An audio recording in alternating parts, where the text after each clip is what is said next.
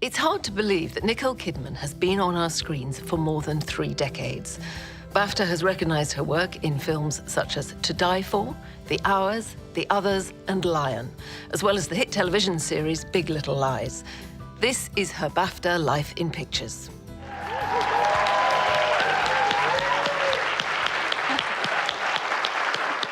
Thank you. Let us start at the beginning. You were born in Honolulu, but you were brought up in Sydney, and I imagine this was a house where there were books and cinema and theatre, and all those things were a regular part of growing up. Is that right? Not so much cinema. I mean, books, science, politics, emotions, and a very tight, close-knit family. You know, parents that had a huge love of the arts, so I would go to the theatre, I would go to the opera, I would go to the ballet, modern dance. In Australia, we have a place called the Opera House, which is... And you were quite a precocious reader, I think. I did start voraciously reading when I was little, and partly because I was so fair, I wasn't allowed to go to the beach. And I hated being fair-skinned. I so badly wanted dark skin. But because of that, I would stay indoors and I would read. And through reading became my love of characters and my ability to sort of enter into the characters that I was reading was there from a very early age. Were you absolutely set on performing?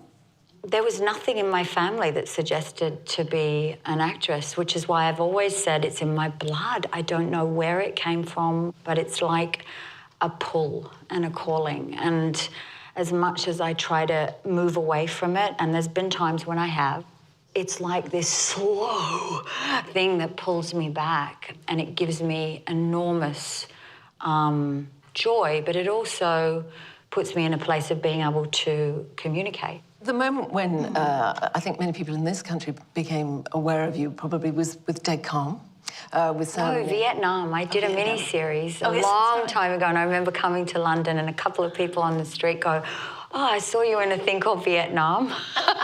So I see that as the first thing. Yeah. But yes, Dead Calm was my first sort of big film. Was there a sort of plan, or then were you thinking, you know, this is There's no plan. There's still no plan. I mean, I follow my heart, and I follow, sometimes I'm very whimsical. I'll choose to do things on a whim. I like not feeling trapped. And so, no, I've never really lived by a plan. I mean, I fell in love very young, and I got married very early. I was 23 years old, so that was like, oh, well, now this is what I'm going to do. And then I worked, and then I remember when I was given the script that Buck Henry wrote for To Die For, and I went, oh, this feels like being back in Australia again. This feels like the roles that I was playing when I was, you know, in my teenage years working in the Australian film industry. Gus Van Sant says that you weren't immediately in his mind for that, but that you kind of... I called him up and I said I would so... Because I'd done Days of Thunder and Billy Bathgate with Bob Benton, who did Kramer versus Kramer, and but they were smaller roles, and this was a great role, and they'd cast Meg Ryan. She didn't want to do it. Tom actually said, you should call him, and so I called him and said, please, please, can I have the chance to audition for you? Kind of foreboding, that film. Yeah, it's interesting how your life is nothing unless you're on TV. No. That was her big catchphrase. Yeah. And now, reality television, right? So one of the producers of the film said, I think, you were a character actress in the sort of the form of an ingenue, and that was what came out so beautifully. The phrase character actress has sometimes been seen as almost like a sort of secondary thing, but it's really important. I think what's important as an actress is being not attached to your physical form. I mean, we're here to create characters, to become other people. And that requires, not just emotionally and physically, but almost spiritually. I mean, there has to be this movement towards just complete metamorphosis of who you are. So if you're too attached to your own identity, I think that's when you get stuck. Or that's certainly been my path, is always to explore a huge array of people And sometimes you fail, I mean, and I'm willing to fail. I've failed many times, and that's part of the journey, because it's still that kind of youthful abandonment, which is what I try to have when you go, I'll give it a go. I'll give it a go. So, towards the end of the 90s, you worked with Kubrick on his last film. What a contrast, then, to work with Baz Luhrmann. You know, within a couple of years after that, you then go to Moulin Rouge. But that's what I'm saying, is that wonderful thing of being able to do something here and then go right over here and do something the complete opposite to it. The great thing Stanley always said was, don't put me on a pedestal. Just throw ideas out. And you were never allowed to shut an idea down. You always had to wait before you went, that's a terrible idea. You had to take a minute. Because a lot of times people respond initially with, no. But it's great to let something sit and develop and then go, maybe. And that's what Stanley was brilliant at, was sort of leading you laterally into different places, because it was always like, well, maybe this, maybe that. But I just treated that as being a kid, an actor in acting school, really, and just going, I'm here with the greatest teacher, and I don't care if this film goes on for 5 years. I just love being around him. And then out of that, I went and did The Blue Room, which was a play, because I met Sam Mendes and I met David Hare. I would go and see theatre all the time because I had a lot of time off on Eyes Wide Shut. And that led to The Blue Room, which Baz came and saw me in and sent me a box of 24 red roses and said, I think I have a role for you. Her name's Satine. I'd like to meet you after the show. Very Baz. So you knew Baz Luhrmann, presumably? I didn't really know him. I knew of his work because of Strictly Ballroom. But I was like, oh, and then I heard it was a musical. I was like, oh, no, I can't sing. But you can sing. No, I willed myself to sing. I can sing where I can, sing in the shower, but I'd never sung publicly. I was not confident. I still am not confident with my voice. But when I really go, okay, I can do this, and having him believe in me and believe that I could do it, that's how I was able to sing. And I kind of discovered my voice on that film. There was quite a long rehearsal period, I think. And what was it like in this great venue? Because he took over this huge place. We were in this big old Victorian house in Darlinghurst, which is a suburb of Sydney. And it was very bohemian, and we would have parties and we would dress up and then we would rehearse and then we would have more parties and do some more rehearsing. And people talk about it now as the reinvention of the musical. Chicago hadn't been done. There'd been no film. And to be using known songs and then reinterpreting them, all of that was new at that time. I was also learning, having to dance and hang from trapezes. And I mean, it was fantastic, and it's one of the great memories of my life. What he does is he has this massive scope to his frames and to his production design, and then he brings the emotions back to very simple, pure emotions, which is Baz's exquisite genius. Were you surprised by the reaction to it? With that film, I actually thought, I could see what it was. There's sometimes when I've seen films and I've gone, oh, and, almost been nauseous with disappointment. But with this one, I was really excited. Then I remember we went to the Cannes Film Festival, and I remember it got sort of a mixed response initially. And then I was like, what? My sister was with me at the time, and she said, listen to nobody. The film is fantastic. I love the film. I don't know what you guys are all worried about. That was it. And then the film sort of took off, found its audience. It's just good to always know that sometimes things come out and they don't get the response initially that they then get later on.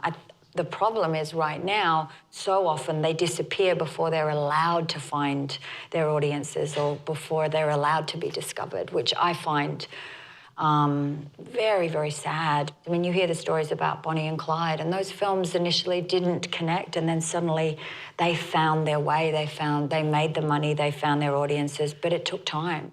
Now, you mentioned David Hare, the dramatist. The Hours, playing Virginia Woolf, Stephen Daldry directed. I said to him, well, I can't play Virginia Woolf. You're not thinking of me for Virginia Woolf. I can play Julianne Moore's character in the film. And he's like, no, you're playing Virginia Woolf. And I desperately wanted to work with him. So I acquiesced. And they said, would you be open to changing your face? And I'm like, whatever you want to do to me. And that's how that started to, I suppose, blossom. When you're dealing with somebody who is a sort of literary legend, as it were, about whom there are certain kind of preconceptions, do you then go and do your own research? Yeah.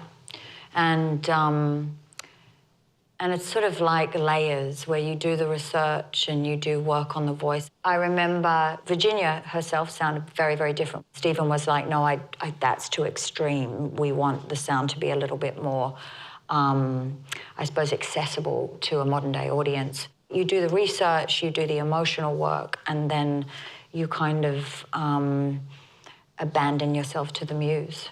It must get more difficult when you win BAFTAs and Oscars and things like that. Isn't there a sense that you've got more to lose?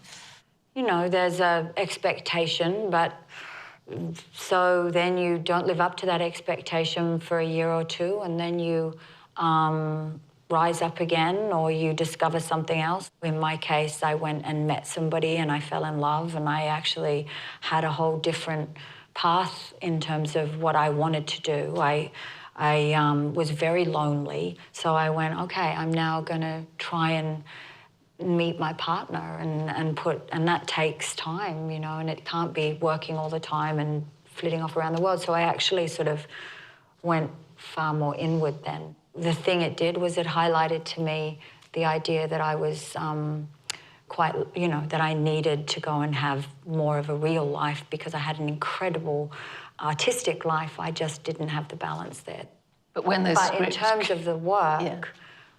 I think I just always am like, I'm going to just try it. I just have that working actor approach, which is we try things.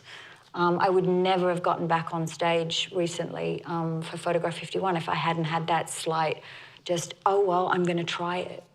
If I got caught up in the idea of what was needed or required, or even financially, what the investments that people are putting into you, I'd be absolutely shackled. So, for example, a film like Rabbit Hole, which you made with Aaron Eckhart. So that was a question of you sort of taking a little bit of control and saying... That was, I had my daughter. I was living in Nashville on a farm, and I'd had the whole pregnancy, growing vegetables and thing, and I was saying to my mother, that's it, I'm done. And my mum's like, I think you're going to want to keep your toe in the water. It was fantastic advice, because she said, as a woman, yes, you're in this place now, but I would keep your toe kind of in the water with your career, because I think you're going to want it. And I do listen to her. I bristle, but I listen. Rabbit Hole, I read a review in the New York Times, and then I went and saw the play, and it was fantastic. And I reached out to David Lindsay-Abaire and asked if we could option it. And we made the film for $3.2 million. And it was my first foray into producing, and it was very low budget, but it was successful in its own little way, and that kind of gave me the bug. But it was part of me wanting to also take control of my destiny, because a lot of times as an actor, you are at the mercy of what you're offered. And were there specific things that you felt, kinds of roles that you felt were lacking? Yeah, they were. I wasn't being sent anything that was terribly interesting. There's a time, I think, in this industry when they go, oh, well, you're past your due date kind of thing, and we've seen what you have to offer, and that's it, and we're moving on to the next thing, you know, and that's just the case for actors and actresses, and probably all sorts of people in all sorts of fields. And at some point you go, gosh, I kind of don't want to give in to what the normal trajectory is. So Lion, now this is a real story, It real is, people. yeah. And you actually got to know the person. How is it then to actually know the person you're going to play? Is that quite a tricky negotiation, I would imagine? With her, it was like I met a soul sister. I understood her, I knew her. We're both Australian, we both adopted children, there was just something that I connected to. So it was very, very easy.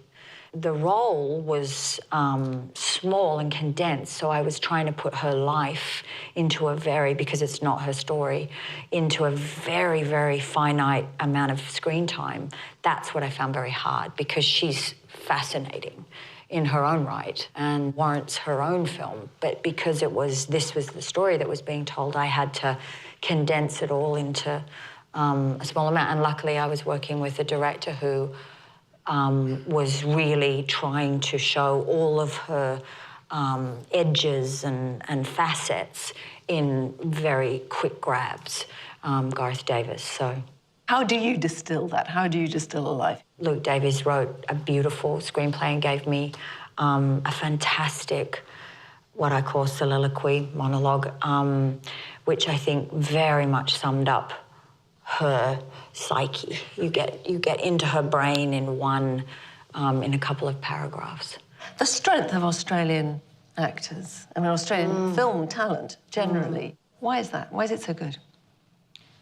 I mean, something in the water.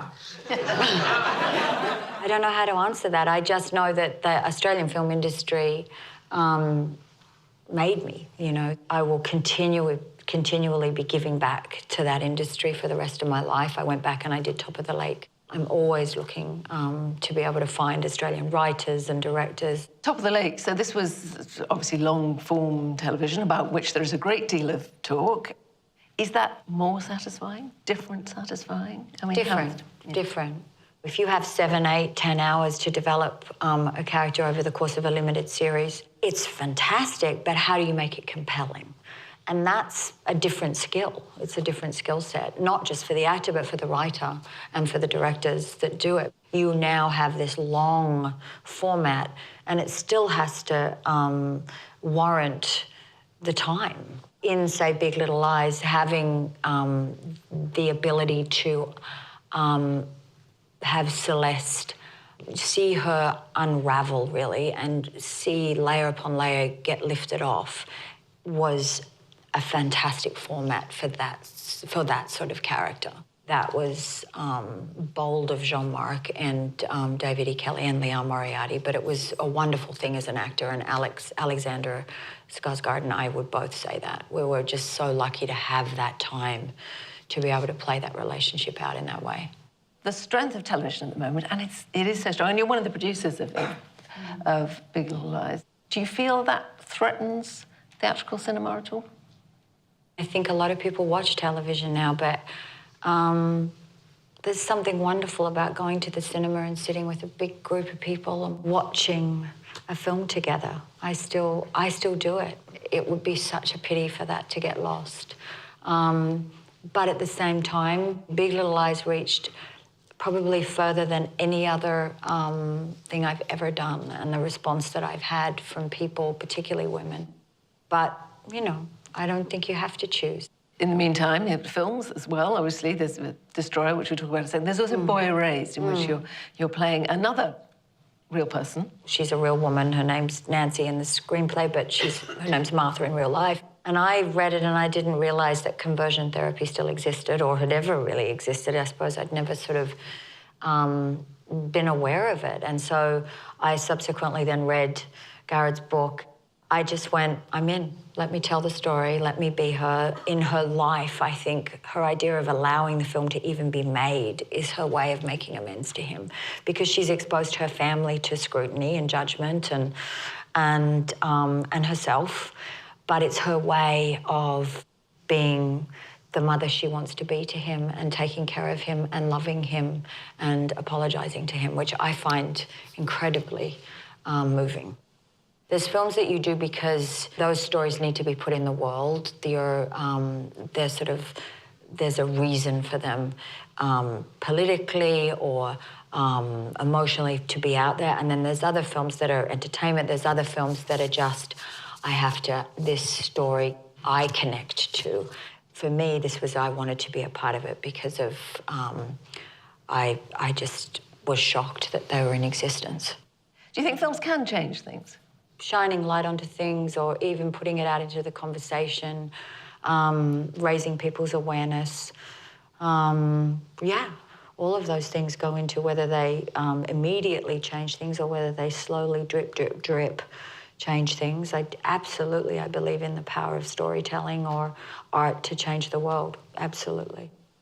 So, Destroyer, which is in which you also play a mother. The idea of playing a woman who's made terrible choices, but is still in some way trying to create now the path for her child to have a different life to her. I think that's very relatable to a lot of people. The character itself is primal and angry and shameful and complicated and all the things that can be repelling at times, but she's hopefully compelling and fascinating. And also, I feel for her. I did, so I'm hoping that that comes through. But she's somebody that doesn't say, I love you, has never been able to say, I love you. She was doing drugs when she found out she was pregnant. Those things carry a weight on the shoulders of that woman. And so the idea of playing that role, I'd never played a role like this before. But this did take a lot more than I thought it was going to take. And it took me off into a kind of a limbo state that I existed in for a period of time. A very tough story. Yeah, indeed. And a limited budget and what I call scrappy filmmaking, where you're just down in the ditches, just getting it done. You don't have a lot of money, you're out on location. I mean, we were in South Central LA at one point shooting, and then they were like, get inside, there's a shooter, a live shooter. And I'm like, what? And I've got the gun, and I'm like out on the street, and they're like, drag me in, and I hit the floor because there was a shooter, helicopters, and that's the kind of locations we shot the movie on. But that's, you know, when you don't have the money to build the sets and to create the whole thing, you're out there, you're doing it. It's a different type, and it's a wonderful thing as an actor to go from, say, A Big Little Lies to that. And that, for me, is the magnificence of being given the chance to play things and people taking risks. Because you go, no one would ever see Big Little Lies and then go, oh, I'm going to give you Aaron Bell, you know. But Karen took a chance on me. If you look at the evidence on screen, you would say that women do seem to be getting wider range of roles, that there seem to be more women directing. I mean, it's happening slowly, slowly. What's your feeling? What's your gut feeling about it? I always just look at the statistics. Yeah. The statistics are not good. No. It was about 11% for female directors, isn't it? Which, you know, I made a pledge a couple of years ago to work with a female director every 18 months because you gotta act to change the statistics. I have to do something. I can talk about it and we can all talk about it, or I can actually just get out there and do it. So that's what I'm sort of at this stage of my life and my career trying to do, is change the statistics. So, Nicole Kidman, thank you for your Life in Pictures. Thank you. Thank you so much.